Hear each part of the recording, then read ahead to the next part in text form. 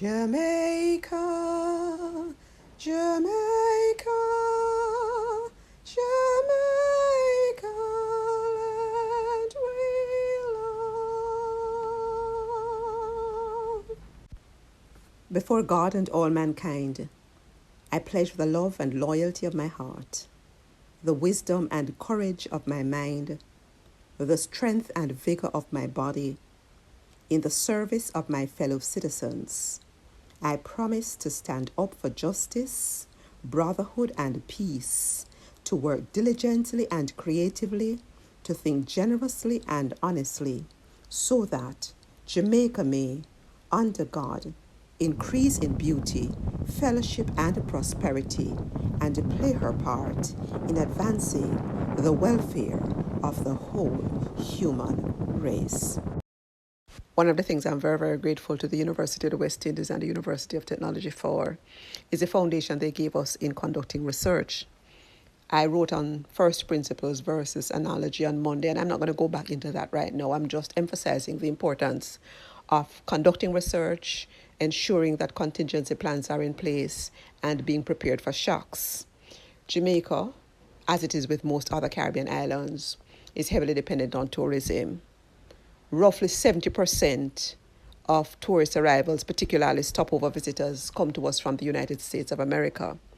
Now, the U.S. government that is currently in place is doing a lot of restructuring, seeking greater efficiencies, etc. As a result of that, many persons are being laid off, positions are being made redundant, etc. This has implications for tourism. This has implications for travel.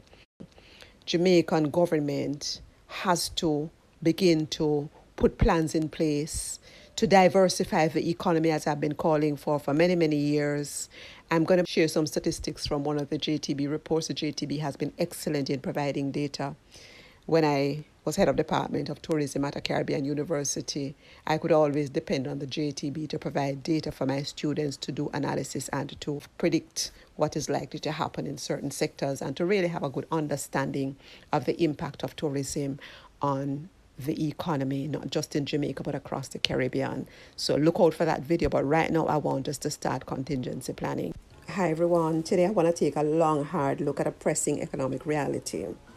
The U.S. government's move to right-size its public sector and the ripple effect this could have on Jamaica's tourism-dependent economy is profound. With approximately 70% of our stopover visitors coming from the United States, any significant reduction in U.S. government employment, discretionary income, or travel spending could have serious implications for our economy, especially in the period 2025 to 2027. The question before us is clear. How do we future-proof Jamaica's economy against potential declines in tourism revenue? The answer lies in contingency planning and diversification of the economy, something I've been calling for several years, both in writing, in the newspapers, on Twitter, and in other spaces. Let's look at the potential fallout and why it matters for Jamaica. 1. Reduced U.S. government workforce is going to affect Jamaica. If thousands of U.S. public sector workers lose jobs or face income stagnation, fewer will be able to afford vacations. This will directly impact our stopover arrivals. Shifting travel priorities is another matter.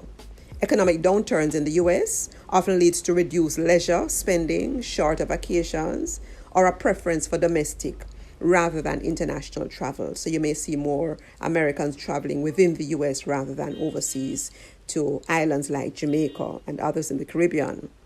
You also have airline and hospitality impacts, where lower demand could lead to higher airfare costs, fewer flights to Jamaica, and lower hotel occupancy rates, affecting employment in our tourism sector.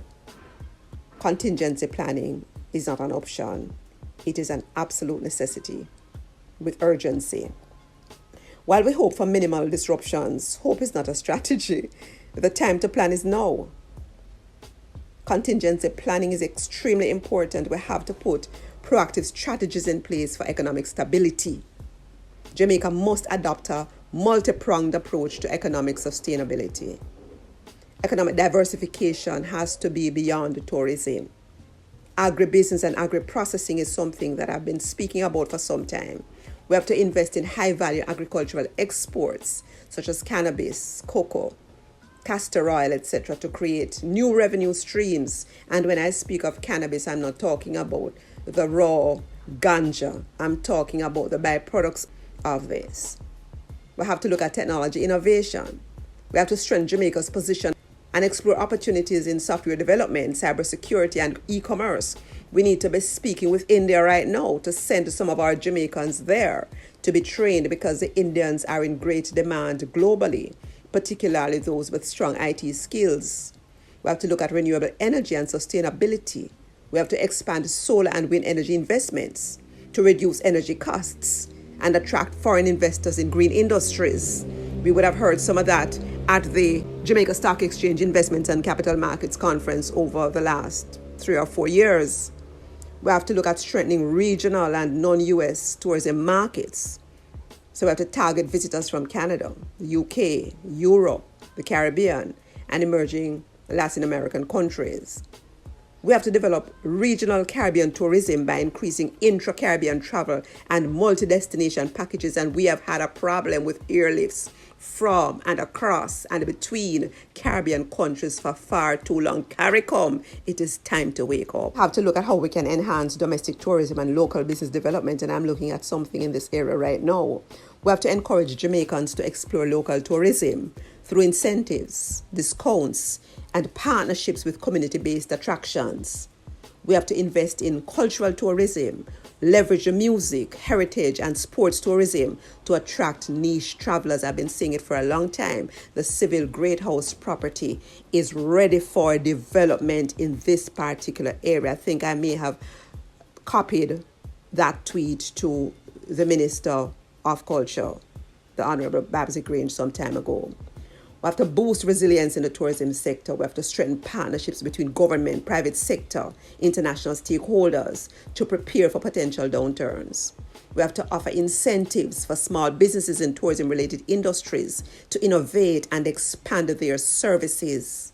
So what is the way forward? Jamaica's over-reliance on tourism is a known risk, and the potential economic shift in the U.S. public sector gives us yet another reason to act decisively. Diversification is not optional, it is essential. It is imperative that we diversify. We must anticipate, innovate, and diversify to safeguard our economy. I talked about medical tourism some time ago as well. We'll have to look back at that.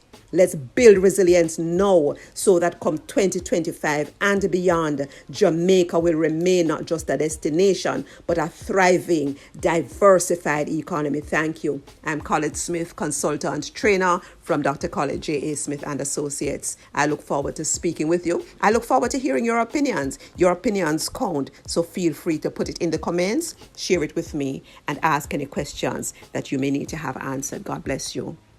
I promise to stand up for justice, brotherhood, and peace, to work diligently and creatively, to think generously and honestly, so that Jamaica may, under God, increase in beauty, fellowship, and prosperity, and to play her part in advancing the welfare of the whole human race. Eternal Father, bless our land, guide us with thy mighty hand.